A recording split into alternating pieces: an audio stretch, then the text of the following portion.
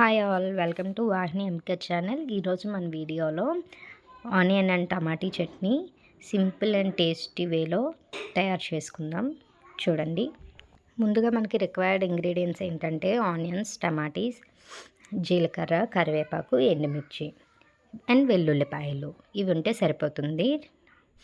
ఇప్పుడు ముందుగా ఒక ప్యాన్ పెట్టుకొని ప్యాన్లో ఆయిల్ వేసి ఆయిల్ కొంచెం హీట్ అయిన తర్వాత కొంచెం టేబుల్ స్పూన్ వరకు జీలకర్ర, 4-5 ఎండుమిర్చి, కొంచెం కరివేపాకు వేసి కొద్దిసేపు వేగనివ్వండి. వేగిన తర్వాత నేను 4-5 ఆనియన్స్ని అయితే కట్ చేసుకున్నాను. కట్ చేసుకున్న తర్వాత ఆనియన్స్ని కూడా ఎండుమిర్చి, జీలకర్ర వేగిన తర్వాత ఆనియన్స్ని కూడా వేసి బాగా వేగనిచ్చాను. ఈలోగా టమాటీలను కూడా సన్నగా కట్ చేసి ఒక 4-5 టమాటీలని ఇలా కట్ చేసి పక్కన పెట్టుకున్నాను. చూడండి, వీడియోలో చూపించినట్టుగా ఉల్లిపాయలు కొద్దిసేపు ఇలా వేగిన తర్వాత టమాటీలు కూడా యాడ్ చేసుకోండి.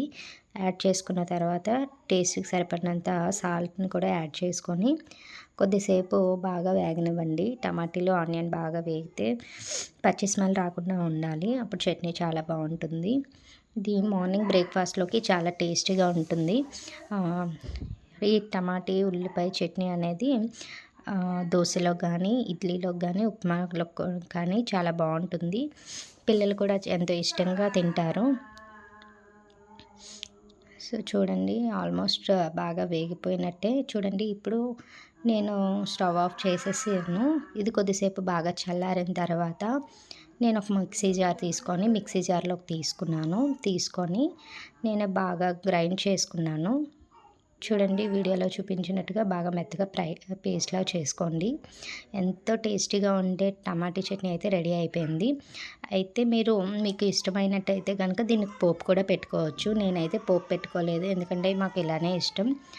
చాలా టేస్టీగా ఉంటుంది. పోపు ఇష్టం ఉన్నవాళ్ళు పోపు కూడా పెట్టుకోవడానికి ట్రై చేయండి. సో నా వీడియోస్ కనుక మీకు నచ్చినట్టయితే నా ఛానల్ని సపోర్ట్ చేయండి. అంతేకాకుండా లైక్ చేసి సబ్స్క్రైబ్ చేయండి.